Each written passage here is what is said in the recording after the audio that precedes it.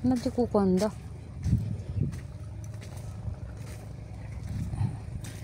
Ayan mga kabangkag, videohan natin ang mga farmers dito. Ano nga kukwanda? Apay na datag kastanay mula yun ta. Anay mula yun ta kasen. Ay tarong. Ay kamatis kun tarong. Nih.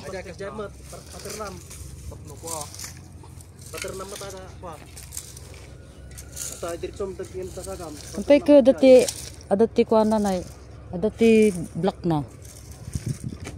Ay tak na madingeg gasan.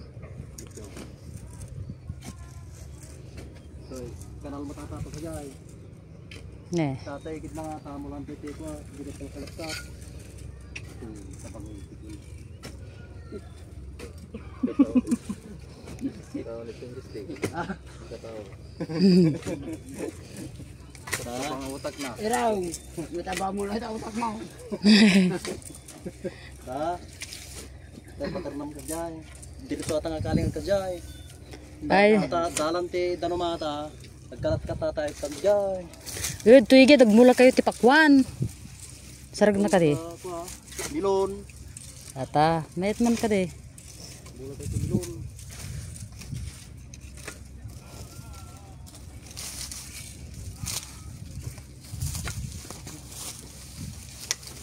Hindi bagmula kayo paidpan eh. Nagbautan. Bigat na content sa ito na bigat na kumakasir tayo. Kita tayo mula tayo ng milon kana pakwan. Seryoso ni brother. Sige, imulo tayo te mamin mabalin nga imula. Mapasa. Bun. Kaya na di ulam to. Mayat man kadi. Met dagana. Nagpintas dagada ni naparaya pa yan tadagana. And guys, yung mga farmers nagtutulungan sila para maggawa ng pagtamnan ng mga samut-saring gulay. Ayan si Kasain. Ayan, nagmimikos-mikos ng lupa. Ayan. Parang seryoso tong mga bagong farmers natin. Ka-farmer, kaya po may plastic. Oh, sige, i-explain mo na. Damo. Hindi tutubo. Mas malusog po yung tatanim na gulay. Ayun, so ayan. Po ng Yun pala para yung hindi tutubo ng damo dito sa mismong niya. ay. Okay. We learn something. At ito po, andito po kami sa gilid ng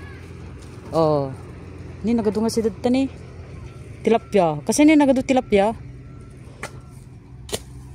Ay, ang ganda-ganda po ng tanawin dito. Kanya nga lang ay ang tubig sa ilog ay maalat. Ayan, ito po ang buong tanawin dito sa aming small farm. Ayan, nagtutulungan ng mga tao para makapagpunla ng mga gulay-gulay. Ayan si Kaseno. Nagmeta no. So dapat timula kamatis, tarong, parya, tapos pakwan. Ay sarag na pa yung pakwan, nag-summerton. Balin. Ni nagpintas na daganan ni. Yun nagmaytag mula man ito yun Kas kada kwa. Kaong. Pintas man ni. Mayat man. Ayan.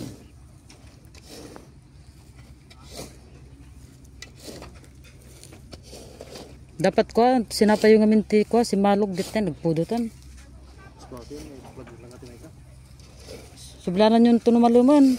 Nagpudutan eh.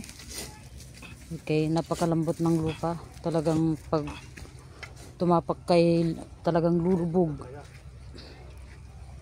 Ayan. Manong nga square meter ato eh.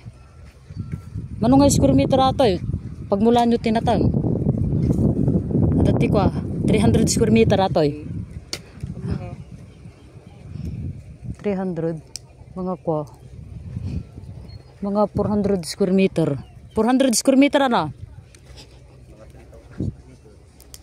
3,000. Ay, 3,000 square meter. Okay. Alright. Ayan. Bungkal-bungkal. Nagpulo tato yung daganan. Sige, mamaya ko na kayo bidyuhin. At ako'y ano na, nabibilad na. Dito pa lang po. Gusto lang ano na. Plastic mo. Oh, ayan. Pero may experience ka ng ganyan, na nagtatanim ka ng ganyan. Ako nag-install ng plastic mold dahil sa probinsya hindi usang plastic mold Oh, sa Pangasinan. Dahil kakaunti lang tatamnan mo, pwede ka nang gumamit ng plastic mold. Kasi kunti lang yung gastusin. yun. Pag malawakan kasi, mamumuran ka pa ng plastic ay medyo may kawalan din. Pag wala kang punan talaga, ay hindi ka nagagamit ng plastic mold. Siyempre, Yung doon mga sa ka- probinsya, mga hektar-hektarya ang ka-farmers. doon. Ayan mga ka-farmers, mga Kasi kabangkag. sarili lang to mga ka-farmers. Sakain Okay. doon mga kaparmar. So, ibabalag. Dito kaparmar tayo. kakunti lang po yung sakain ko dito. Kaya nag-try po ako nang gumamit ng plastic molds mga kaibigan. Ayan, mga ka-farmer. Ka-farmer. Mga ka-farmer. Sige, mga ka-farmer. Di content mo tatag. Mga ka-farmer pa lang. Mga ka-farmer muna. So, ito yung ating tututukan. Ito pa lang pag This is the D1 for farming. Yes, D1. D1. D1. Ayan. Dapat pala pag nag-install ka ng plastic molds, kailangan medyo may kainitan para yung Para pagbawisan. plastic Mag-moist. siya. Mag-expand. Okay, kailangan mainit. Kailangan mainit talaga, magtiyaga ka para ano, kasi pag malamig, ay siyempre yung plastic molds, pupukot yan. Kasi nilalamig siya eh. Kaya kasarapan kasi pag ganito ka maglatag ng plastic molds, mag-kiss ka sa init. Pero mag-expand yung plastic molds. Hindi siya mahirap i-install. Ay, ganon. Tapos may kasama kang nagtatabon. Kasi pag hindi mo rin tabunan sa gilid niyan ililipat po ng hangin yan mga kaparmar. Ay, Adekan. Ito po yung starting ng para pagtatanim ka-farmer ng plastic mulch. Plastic mulch na plastic. Ang kagandahan po mga kaparmar, pag naglatag po tayo ng mga plastic molds, hindi na po tayo magtatamo. Tipid po sa oras po mga kaparmar. Ay, ganon. So, Tipid pa po sa pang-spray pang-patay sa damo. Pangupa mong magpabunot ng damo. So, less gastos ka pa nito mga kaparmar. Ay, okay. So, we learn something. So, yun po yung kagandahan ng paggamit po ng plastic mold. Sige guys, wala na tayong ibang narinig kundi plastic mounts. Okay, see you later.